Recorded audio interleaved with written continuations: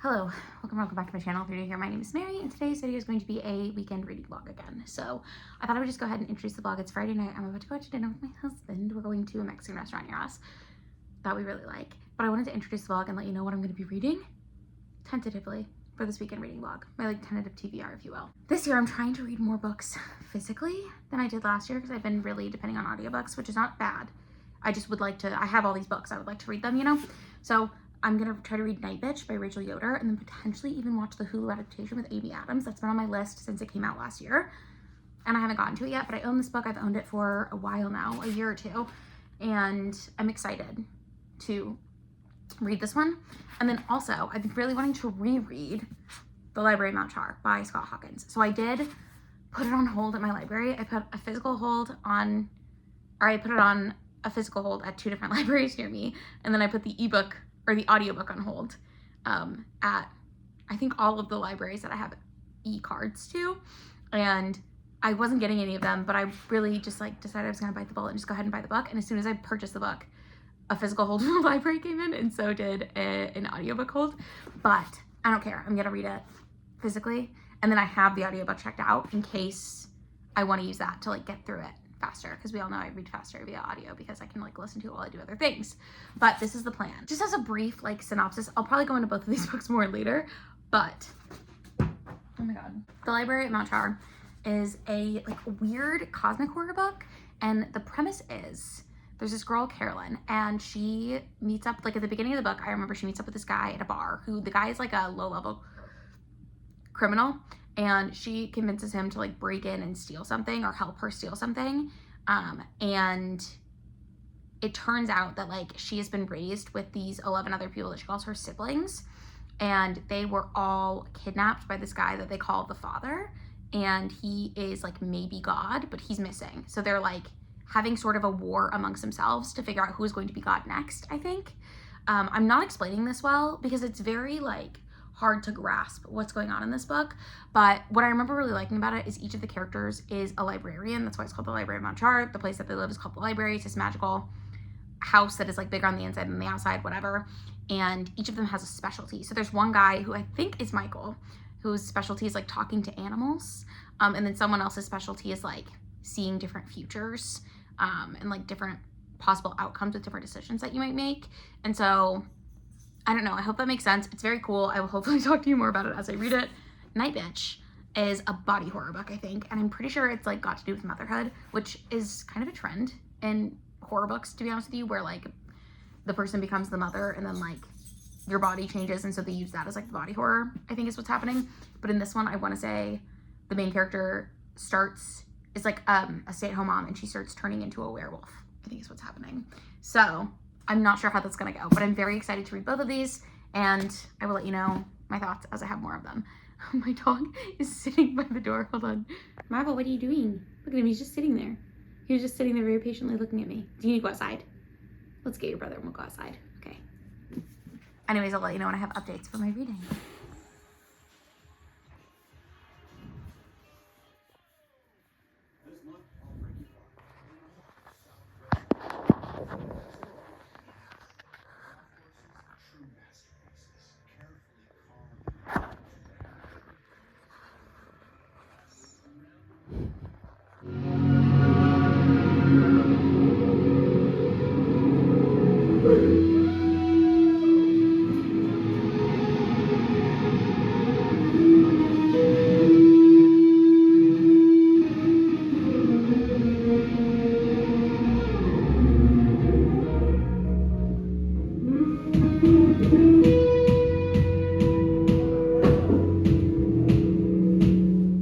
Hello, it's Sunday.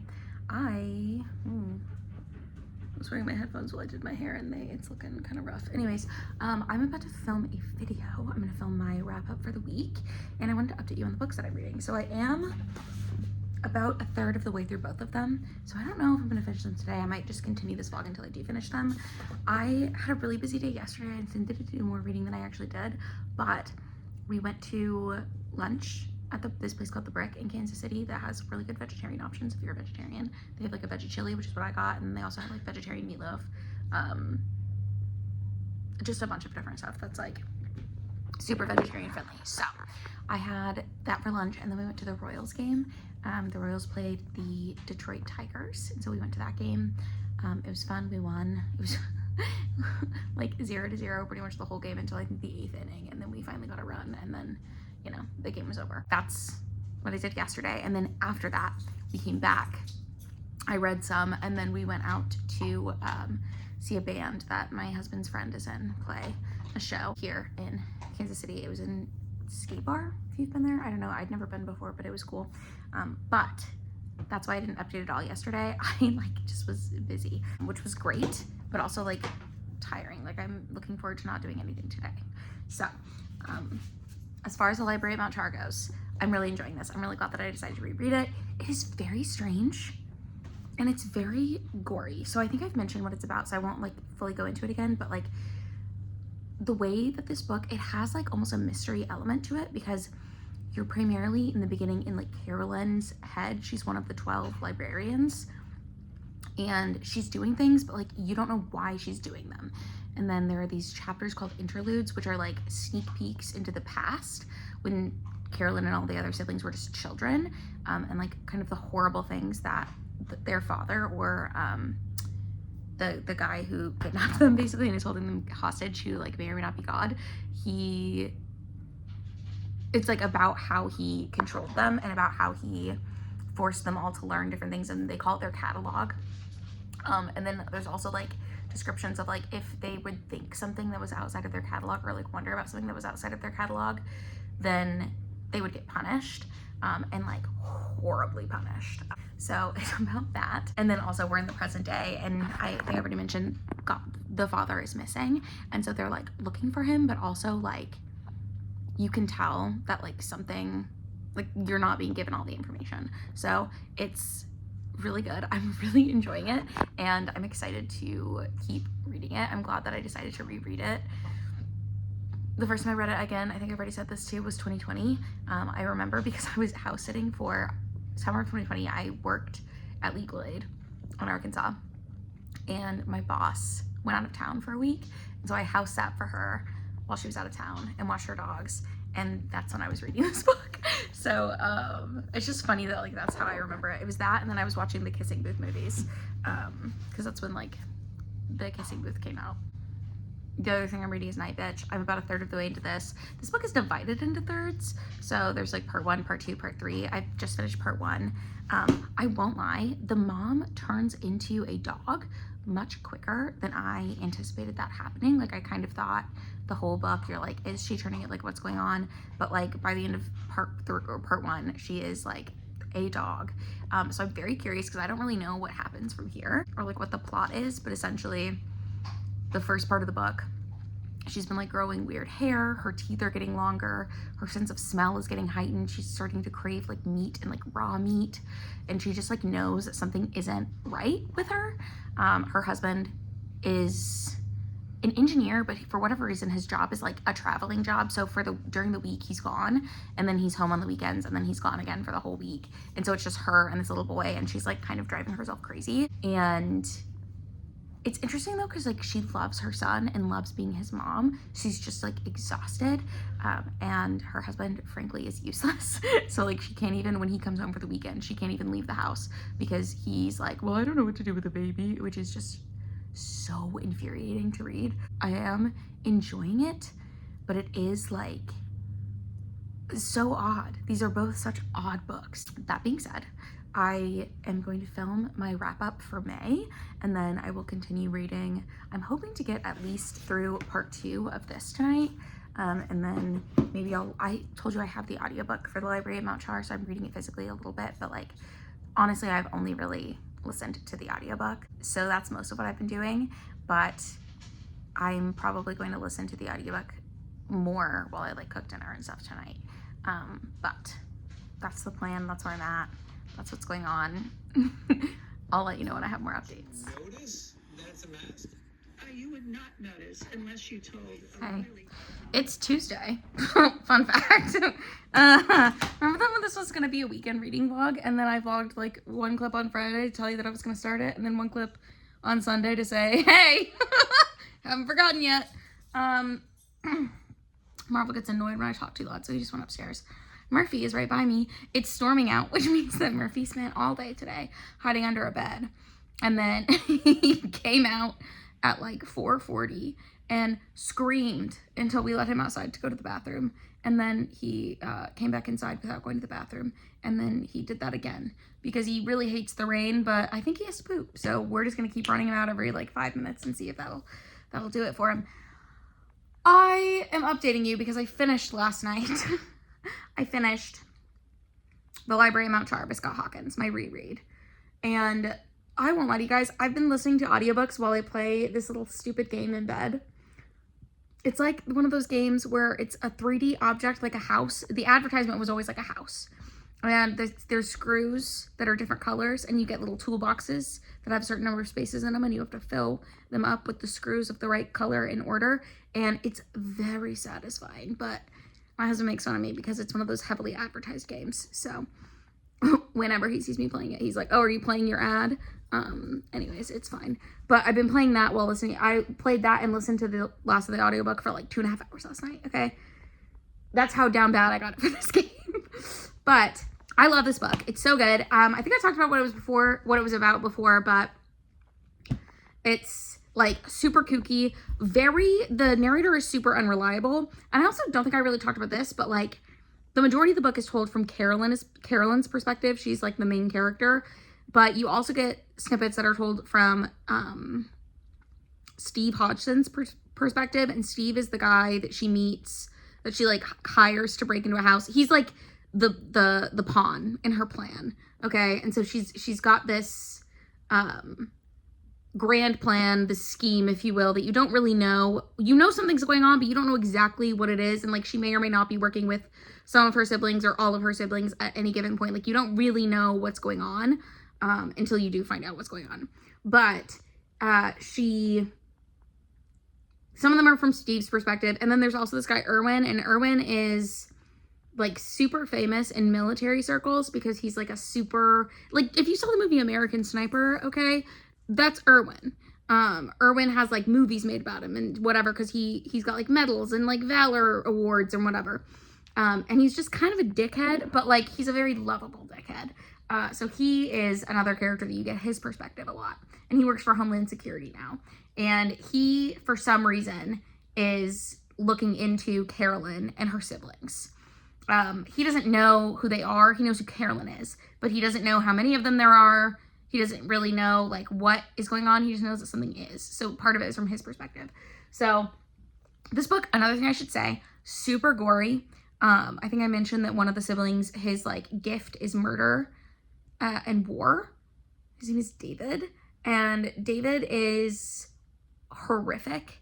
The way he's described is horrible. The way he like acts is horrible. But one thing that I really like about this book is it also gives you scenes from when they were kids. Because I think I said that they were 12 when they got taken. They were anywhere from like 8 to like 12, 13. So they're not all the exact same age, but they were all around that age when this adoption thing happened. Or when they ended up in father's care. I don't know how to describe it other than that. It's such a good book. And I didn't realize the first time that I read, like there were things that I remembered from my first read, but I think because so much of the book is you just trying to keep up and figure out what's going on and who all these people are and like who's the good guy, who's the bad guy, what's really happening. On reread, I was able to like, I kind of knew the gist of what was going on. So I was able to really like focus on the minutia, like the smaller details. And I loved it. The end is so good and like kind of heartbreaking. Like I didn't cry, but I feel like I was like, my heartstrings were tugged. So anyways, I'm no further in Night Bitch. God. Someday I'll read more of that. But I don't know if today is that day. I'm just like, I don't know, guys. I'm not really in the mood to read. I will say my husband is at band practice tonight, so I do have the house to myself. I do need to do the dishes. I've been watching a lot of YouTube videos for the past couple of nights, too, after finishing, sorry, I'm like waving my slippers around. Anyways, I've been watching a lot of YouTube videos because the Karen Reed trial is on. I don't know if other people are into stuff like this, but if you don't know anything about Karen Reed, It's a lady in Boston, or Massachusetts. She's not actually in Boston proper, but she is convicted of killing her boyfriend in a hit and run. But there's like all kinds of weird facts. So she's obviously saying she didn't do it. And there's a lot of people online who are like very pro Karen Read. And the police investigation is a fucking mess. Like, it's a nightmare. This is the second trial, because the first trial ended in a mistrial, not a mistrial, it ended in a hung jury, excuse me, because the jury couldn't agree on whether or not she hit her boyfriend with the car, but he was a police officer. And a lot of people, like, some of the speculation, I'll just tell you what the speculation is.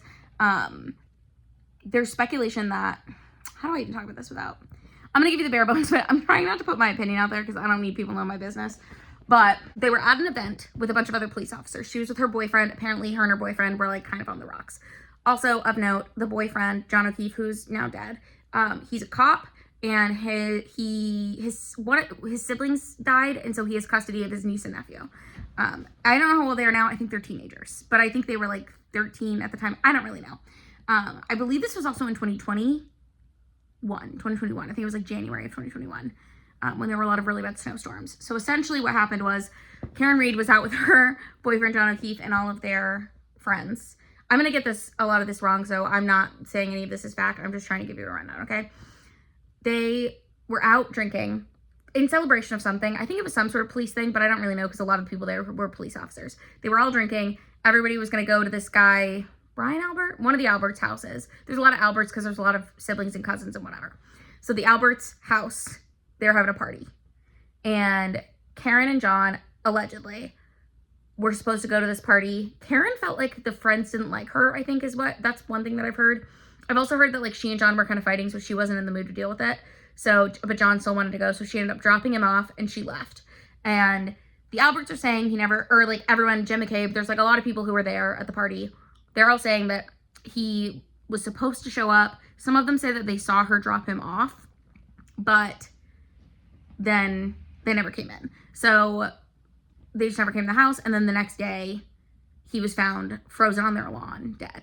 And he has like a skull fracture and like bleeding that pooled in the eyes and stuff. And so the theory online is that he did go in the house, and for whatever reason, he got beat up by people in the house. And like some people are saying that he got bit by their dog because he's got like a scratch on his arm that could be like a dog bite, and they rehomed the dog shortly after this. Other people are saying that they think he like got into a fight with one of the teenage boys who he was pursuing for like drug related charges, which that kid had like busted up knuckles in the days and weeks after this that he says came from something else. So like that's a theory, but it's fascinating to see. And like the big problem with this case, aside from like, obviously it's horrible if Karen Read didn't do this and then everyone is just like trying to blame it on her.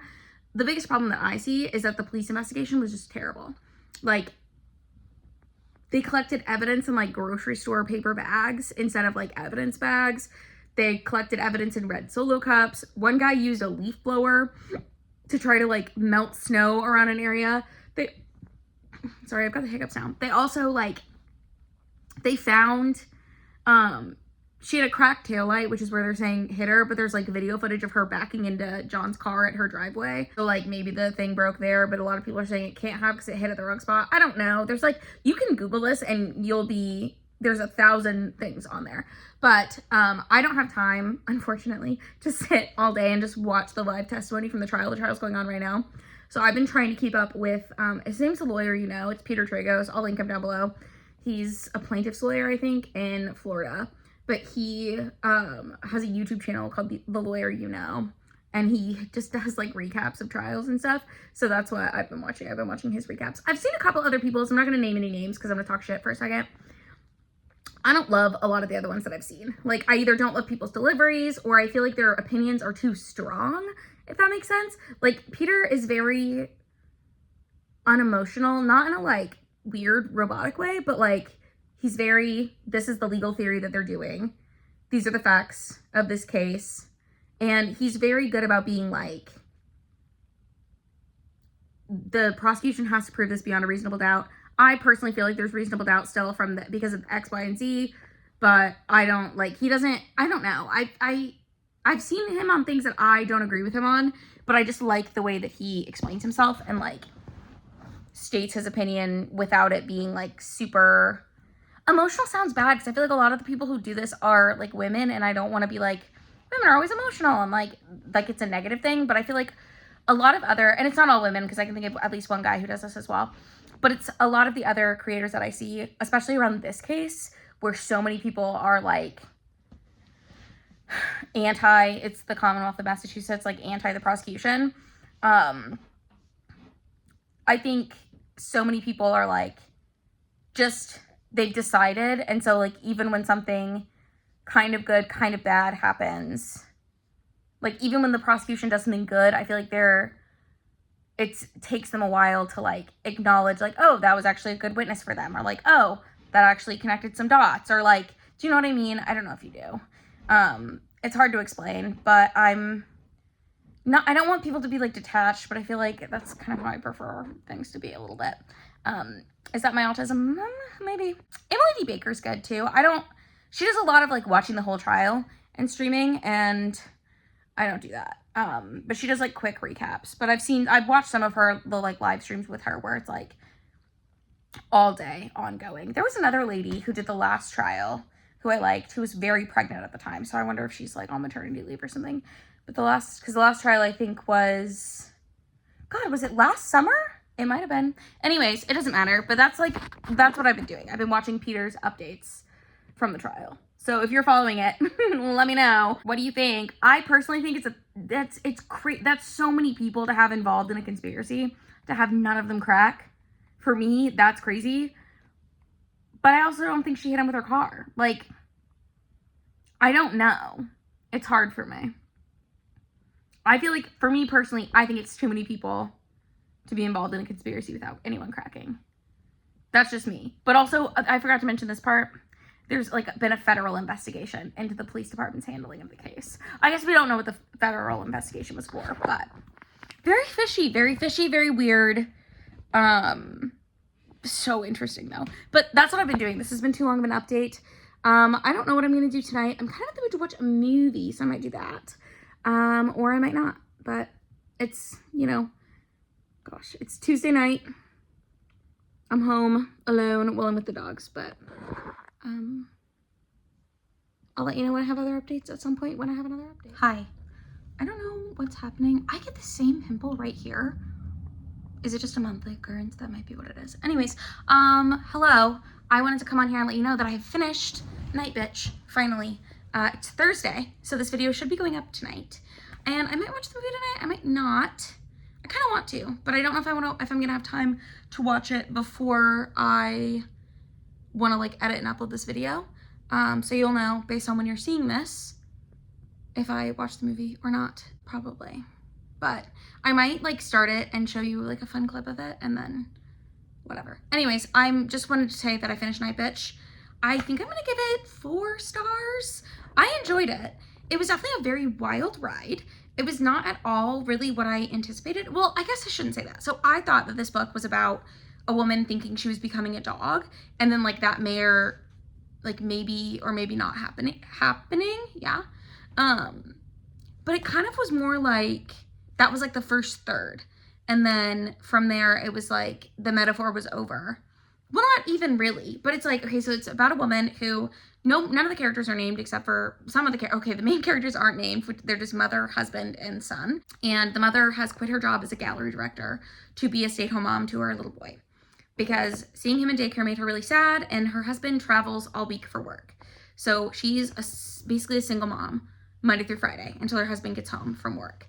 And part of that is like kind of driving her crazy because she feels like she has no help. She feels just like very helpless. And then also she feels like he doesn't really understand what she's dealing with, because he gets home and he's like, oh, I'm so tired from working all week. Like, I just need to relax. Even though he doesn't recognize that like she not only worked all week to keep like this small child alive, but like now she's having to do his laundry. She's having to do dinner for him and like do all these extra things. And like, she doesn't really feel like he's helping her, right? Which is a big conversation that's already being had online. So like that's not anything new really for me. But I really ended up liking the way this one went. As she is like exploring her anger, because this is kind of a female rage book, she's also like becoming more introspective and realizing that like if she wants help, she needs to ask for it. Like she doesn't, and she also has this thing where like she doesn't want to make mom friends, but then she complains about being lonely. So like that's something she has to overcome in the book, is like her sort of sense of being high and mighty, if you will. I will say animal cruelty is not like a huge part of this book, but definitely a significant part of this book. So if you can't read stuff like that, like death of a pet and stuff, I wouldn't read this. It shocked me the way that things happened. But all of that to say, I did enjoy it. I'm really excited to see, I feel like Amy Adams can do a really good job with this role. So I'm really excited to see her portrayal of Mother on the movie, or The Mother. Yeah, so that might be what I do while I eat dinner. I might watch that. So anyways, I got home from work just now, so I just let my dogs outside. And I think I'm gonna let them back in and then try to make myself something to eat. Matt is out of town for the weekend. He left today. I missed him because he left while I was still at work. Anyways, that's it. I will let you know when I have more updates. Actually, no, this is probably going to be the end of the vlog or close to it. So if you enjoyed this vlog, don't forget to give it a thumbs up. If you would like to, you can subscribe to my channel. I do try to post 2 videos every week, and I will see you in the next one.